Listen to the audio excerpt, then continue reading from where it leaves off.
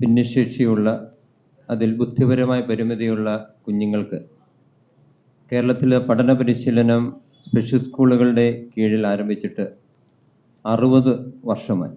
ഇന്ത്യയുടെ RPWD act പ്രകാരം, right of person with disability act പ്രകാരം 21 ഭിന്നശേഷികളാണ് പറയുക. അതിൽ ഏറ്റവും തീവ്രതയുള്ള ബുദ്ധിപരമായ പരിമിതി, autism, cerebral palsy, multiple disability. കേരളത്തിൽ അല്ലെങ്കിൽ ഇന്ത്യയിൽ 14 വയസ്സ് വരെ സൗജന്യ നിർബന്ധിത വിദ്യാഭ്യാസമുണ്ട്. എന്നാൽ ബുദ്ധിപരമായ പരിമിതിയുള്ള കുഞ്ഞുങ്ങൾക്ക് കേരളത്തിൽ അത് നടപ്പാക്കുന്നില്ല എന്നുള്ള വളരെ വിചിത്രമായ സാഹചര്യം നിലനിൽക്കുകയാണ്. ഒരേ ഒരു സ്കൂൾ മാത്രമാണ് സർക്കാർ നേരിട്ട് നടത്തുക. 300ഓളം NGOs നടത്തുന്ന സ്പെഷ്യൽ സ്കൂളുകളും ഏതാനും ബഡ് സ്കൂളുകളും അടങ്ങുന്ന ബുദ്ധിപരമായ പരിമിതിയുള്ളവർക്കുള്ള പഠന പരിശീലനത്തിൽ 18 വയസ്സിന് താഴെയുള്ളവരും 18 വയസ്സിന് മുകളിലുള്ളവരും എന്ന നിലയിൽ, സ്പെഷ്യൽ സ്കൂൾ എന്ന നിലയിൽ 4 വയസ്സ് മുതൽ 18 വയസ്സ് വരെയും അതിനു മുകളിലുള്ളവർക്ക് തൊഴിൽ പരിശീലനം എന്ന നിലയിലുമാണ് പ്രവർത്തനങ്ങൾ മുന്നോട്ട് പോയിക്കൊണ്ടിരിക്കുക. കഴിഞ്ഞ വർഷം വരെ 18 വയസ്സിന് മുകളിലുള്ളവർക്കും സർക്കാർ ഏർപ്പെടുത്തിയ പാക്കേജിൻ്റെ പശ്ചാത്തലത്തിൽ ഏതെങ്കിലുമൊക്കെ സഹായം നൽകിയിരുന്നുവെങ്കിൽ കഴിഞ്ഞ വർഷത്തോടുകൂടി 18 വയസ്സിന് മുകളിലുള്ള കുട്ടികൾക്കുള്ള മുഴുവൻ ആനുകൂല്യങ്ങളും നിർത്തലാക്കി. മാത്രവുമല്ല, ഏതാനും നാളുകളായി നൽകിക്കൊണ്ടിരിക്കുന്ന ആനുകൂല്യങ്ങൾ മെച്ചപ്പെടുത്തുന്നത് നടത്തുന്നില്ലെന്ന് മാത്രമല്ല, അനവധി ആനുകൂല്യങ്ങൾ ഓരോ വർഷവും കട്ട് ചെയ്ത് ചുരുക്കിക്കൊണ്ടിരിക്കുകയാണ്. ഈ പശ്ചാത്തലത്തിലാണ് കേരളത്തിലെ ഈ മേഖലയിൽ പ്രവർത്തിക്കുന്ന 6 സംഘടനകളുടെ നേതൃത്വത്തിൽ ഒരു സമരത്തിലേക്ക് തന്നെ ഞങ്ങൾ പോകേണ്ട സാഹചര്യം വരിക. 11ഓളം വർഷമായി ബഡ്ജറ്റിൽ വക തുക വയ്ക്കുന്നുവെങ്കിലും ഒരു പണം പോലും ഇതിനു വേണ്ടി ചെലവഴിക്കുന്നില്ല എന്നുള്ള വളരെ വിചിത്രമായ സാഹചര്യം നിലനിൽക്കുകയാണ്. അപ്പോൾ ഇങ്ങനെയൊരു പശ്ചാത്തലത്തിലാണ് ഞങ്ങൾ വീണ്ടും തെരുവിലിറങ്ങേണ്ട ഒരു സാഹചര്യം വന്നിരിക്കുക. ത്രിതല പഞ്ചായത്തിന്റെ കീഴിൽ പ്രവർത്തിക്കുന്ന ബഡ് സ്കൂളുകളിൽ ഒരു കുട്ടിയെങ്കിലും ഉണ്ടെങ്കിൽ ആ സ്കൂളിന് അംഗീകാരം നൽകും. എന്നാൽ ഇങ്ങനെയുള്ള സ്കൂളുകളിൽ 19 കുട്ടി ഉണ്ടെങ്കിലും അംഗീകാരം നൽകാൻ പാടില്ല എന്നാണ് സർക്കാർ പറയുന്നത്. ഇതെന്ത് വിവേചനമാണ് പറയുക? ഇനി പെയ്ഡ് എന്നുള്ള പേരൻസ് അസോസിയേഷന്റെ സ്റ്റേറ്റ് പ്രസിഡന്റാണ് KM ജോർജ് സാർ സംസാരിക്കുന്നത്. കുട്ടികളുടെ രക്ഷാകർത്താക്കളുടെ സംഘടനയാണ് പെയ്ഡ്. സമരത്തിൽ രക്ഷാകർത്താക്കൾ മാത്രമല്ല, കുട്ടികളും കൂടി പങ്കെടുക്കുക. 18 വയസ്സിന് ശേഷമുള്ള ഇൻ്റലക്ച്വലി ഡിസേബിൾഡായ കുട്ടികൾ രക്ഷാകർത്താക്കളുടെ കരങ്ങളിൽ ജന്മം തൊട്ട് മരണം വരെയും കാത്തുപാലിക്കേണ്ടവരെ നാളെ തെരുവിലിറക്കിയൊരു സമരത്തിലേക്ക് പോവുകയാണ്. സാമൂഹ്യനീതിയിൽ അധിഷ്ഠിതമായി കുട്ടികളെ ചേർത്ത് പിടിക്കുമെന്ന് ഗവൺമെൻറ് പറയുന്നുണ്ടെങ്കിലും എവിടെയാണ് ചേർത്ത് പിടിച്ചതെന്നും സംശയമുണ്ട്. 18 വയസ്സ് കഴിഞ്ഞ കുട്ടികൾ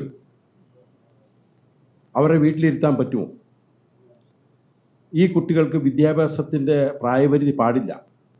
18 വയസ്സ് കഴിഞ്ഞാലും 5 വയസ്സ് കഴിഞ്ഞാലും 25 വയസ്സ് കഴിഞ്ഞാലും അവസ്ഥയ്ക്ക് മാറ്റമില്ലാത്തൊരു മേഖലയാണ് ഇൻ്റലക്ച്വലി ഡിസേബിളായ കുട്ടികൾ.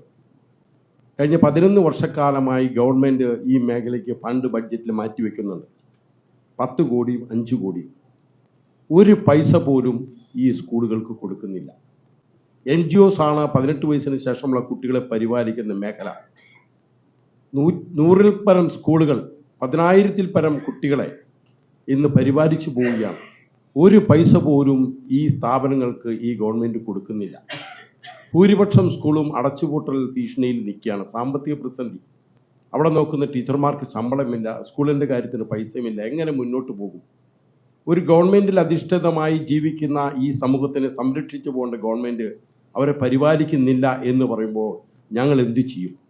ഞങ്ങളുടെ കുട്ടികളെ വീട്ടിലിരുത്തിയാൽ ഞങ്ങൾ 2 പേര് ജോലിക്ക് പോകാൻ പറ്റില്ല. ഒരു കുടുംബത്തിൻ്റെ സാമ്പത്തിക ഭദ്രത അവർ അധ്വാന ശേഷിയാണ്. ഈ കുട്ടികളെ പരിപാലിച്ച് മുന്നോട്ട് പോകുമ്പോൾ ആ സാമ്പത്തിക ഭദ്രത തകരുകയാണ്. അവർ പട്ടിണിയിലേക്ക് പോവുകയാണ്.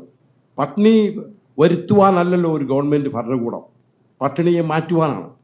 ആ അടിസ്ഥാനത്തിലാണ് ഞങ്ങൾക്കൊന്നും തരുന്നില്ല, അത് തരണമെന്ന് ആവശ്യപ്പെട്ടുകൊണ്ട് 1ാമത്തെ മുദ്രാവാക്യം ഞങ്ങൾ ഉയർത്തുന്നത്. 2ാമത്തെ, സെൻട്രൽ ഗവൺമെൻറ്റിൻ്റെ കീഴിലാണല്ലോ സ്റ്റേറ്റ് ഗവൺമെൻറ്റെല്ലാം വരുന്നത്. സെൻട്രൽ ഗവൺമെൻറ് DDRS ഗ്രാൻഡ് മേടിക്കുന്ന, സെൻട്രൽ ഗവൺമെൻറ് ഗ്രാൻഡ് മേടിക്കുന്ന 32 സ്കൂളുകൾക്ക് 23 വയസ്സ് വരെയും സൗജന്യ വിദ്യാഭ്യാസം, സൗജന്യം എന്ന് പറഞ്ഞാൽ അവിടെ പാക്കേജ് കൊടുക്കുന്നുണ്ട് എന്നുള്ളതാണ്. എന്തിയെ സ്റ്റേറ്റ് ഗവൺമെൻറ് അത് കൊടുക്കാത്ത? 18 പിടിച്ചിരിക്കുക, കൊടുക്കില്ല. 18 എന്ന് പറഞ്ഞ് 23 ആക്കുമ്പോൾ ഈ 18 വയസ്സ് കഴിഞ്ഞ കുട്ടികളെ കുറേ കൂടി സ്കൂളിലേക്ക് വരും, ആ സ്കൂളിൽ നിലനിന്ന് പോകും. അത് സ്കൂളാക്കുന്നില്ല. അതാണ് ഞങ്ങളുടെ രണ്ടാമത്തെ മുദ്രാവാക്യം. സ്റ്റേറ്റ് ഗവൺമെൻറ് 21 വയസ്സാക്കണം എന്നുള്ളതാണ്. മറ്റൊരു മുദ്രാവാക്യം, ഇവിടെ 2 നയം പാടില്ലല്ലോ. ബഡ് സ്കൂളിൽ പഠിക്കുന്ന ഒരു കുട്ടിക്കൊരു നിയമം, NGOസിൽ പഠിക്കുന്ന ഒരു കുട്ടിക്ക് നിയമം. RPW ആക്ടിൽ വ്യക്തമായി പറയുന്നുണ്ട്, എൻ്റെ കുട്ടിയെ എവിടെ വിടണം എന്ന് തീരുമാനിക്കുന്ന രക്ഷകർത്താവാണ്. അത് NGOസിലാവാം, ഇൻക്ലൂസീവിലാവാം, ബഡിലാവാം, എവിടെയാണെങ്കിലും അവിടെ സാമ്പത്തിക സഹായം കൊടുക്കാൻ ഗവൺമെൻറ് ആക്ടിൽ പറയുന്നുണ്ട്. 2016 RPW ആക്ട് വ്യക്തമായി പരാമർശിക്കുന്നുണ്ട്. അങ്ങനെ നോക്കുവാണെങ്കിൽ ബഡ് സ്കൂളിൽ പഠിക്കുന്ന കുട്ടിക്കും ഇൻക്ലൂസീവ് എഡ്യൂക്കേഷനിൽ പഠിക്കുന്ന കുട്ടിക്കും സ്പെഷ്യൽ സ്കൂളിൽ പഠിക്കുന്ന കുട്ടികൾക്കും തുല്യ അവകാശമില്ലേ? അങ്ങനെയാണെങ്കിൽ 20 കുട്ടികൾ ഉണ്ടെങ്കിൽ മാത്രമേ ഒരു സ്കൂളിൽ രജിസ്ട്രേഷൻ തരുള്ളൂ എന്നുള്ള ഒരു നിയമം 2 വർഷങ്ങൾക്ക് മുമ്പ് അവരൊരു അജണ്ട തയ്യാറാക്കിയിട്ടുണ്ട്. ആ അജണ്ട തയ്യാറാക്കിയതിൻ്റെ അടിസ്ഥാനത്തിൽ തന്നെ 43 സ്കൂളുകളാണ് കഴിഞ്ഞ വർഷം ഫണ്ട് കിട്ടാതെ, ഗ്രാൻഡ് കിട്ടാതെ അടയ്ക്കേണ്ടി വന്നത്. അടയ്ക്കാൻ പോവുകയാണ് 41 സ്കൂൾ. അതും ഒരു വർഷക്കാലത്ത് അധ്വാനത്തിന് ശേഷം മഴ പെയ്യാൻ കാത്തിരിക്കുന്ന വേഴാമ്പലുകളെ പോലെ ഗ്രാൻഡ് കിട്ടാൻ കാത്തിരിക്കുന്ന സ്കൂളുകളെ ആ ഗ്രാൻഡ് 20 കുട്ടികളില്ല എന്നുള്ള ഒരു കാരണം കൊണ്ട് മാത്രം 41 സ്കൂളുകൾക്ക് ഗ്രാൻഡ് കിട്ടുന്നില്ല. അടച്ചുപൂട്ടലിൻ്റെ വക്കീലാണ്. അതുകൊണ്ട് ബഡ് സ്കൂളിൽ ഒരു കുട്ടി, ഞങ്ങൾ ഒരു കുട്ടി ആവശ്യപ്പെടുന്നില്ല, 8 കുട്ടിക്ക് ഒരു ടീച്ചറാണ് ഇവിടെ ആവശ്യപ്പെടുന്നത്. 8 കുട്ടിക്ക് ഒരു സ്കൂള്, 8 ബഡ് സ്കൂൾ. ഈ ഭിന്നശേഷി കുട്ടികളെ സൃഷ്ടിക്കാൻ ഞങ്ങൾക്ക് പറ്റില്ലല്ലോ 20 കുട്ടികൾ വേണമെന്ന് വെച്ചാൽ. ശാസ്ത്രവും കാലവും ഇവിടെ ഭിന്നശേഷി കുട്ടികളെ സൃഷ്ടിക്കാതിരിക്കുവാനുള്ള മെഡിസിനും മറ്റു മേഖലയിലേക്ക് പോകുമ്പോൾ സൃഷ്ടിച്ചെങ്കിൽ മാത്രമേ സ്കൂളിന് രജിസ്ട്രേഷൻ കിട്ടുള്ളൂ എന്ന് ഗവൺമെന്റ് പറഞ്ഞത് എന്ത് വിരോധാഭാസമാണ്? സ്പെഷ്യൽ സ്കൂൾ എംപ്ലോയീസ് യൂണിയന്റെ സ്റ്റേറ്റ് പ്രസിഡന്റാണ്. ഈ മേഖലയിൽ വന്നിട്ട് 35 വർഷമായി. ഇതുവരെ ഈ മേഖലയിൽ ഈ മക്കളെ, ഇന്റലക്ച്വലി ഡിസേബിൾഡ് ആയ മക്കളെ 24 മണിക്കൂറും പരിപാലിക്കുന്ന ഒരു സമൂഹമാണ് സ്പെഷ്യൽ സ്കൂളിൽ വർക്ക് ചെയ്യുന്ന ജീവനക്കാർ. അവരുടെ വേതനമെന്ന് പറഞ്ഞാൽ നമ്മുടെ വീട്ടുജോലിക്കാർക്കെങ്കിലും മാസം 10,000 രൂപ കൊടുക്കും.